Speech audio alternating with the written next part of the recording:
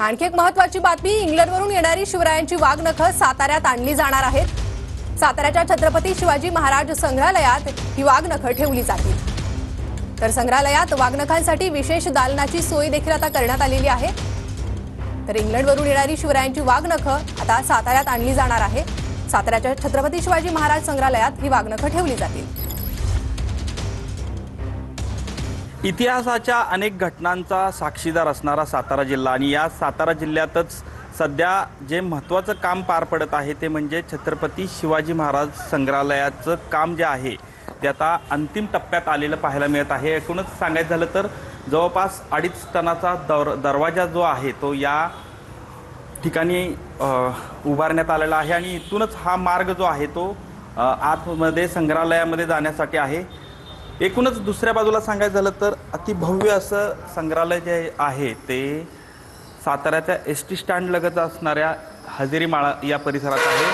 आपण पाहू शकता की यामध्ये जो काही भाग जो आहे आतील भाग तो कशा पद्धतीचा आहे, कारण पूर्णपणे आता हे काम जे आहे ते अंतिम टप्प्यात आलेलं एकूणच पाहायला मिळत आहे।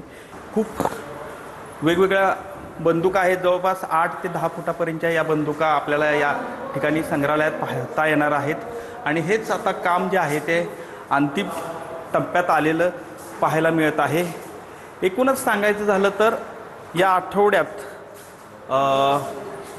जुलैच्या आठवड्यामध्ये साधारणतः या ठिकाणी छत्रपती शिवाजी महाराजांचा जो इतिहास आहे याचा एक साक्षीदाराचा एक महत्त्वाचा घटक म्हणजे त्यांच्या प्रतापगडावर ज्या काही अफजल खानाला मारण्यात आलेल्या ज्या काही वाघनख्या होत्या त्या वाघनख्या या ठिकाणी ठेवण्यात येणार आहेत आणि त्याची जी तयारी आहे ती आता पूर्णपणे झालेली आहे।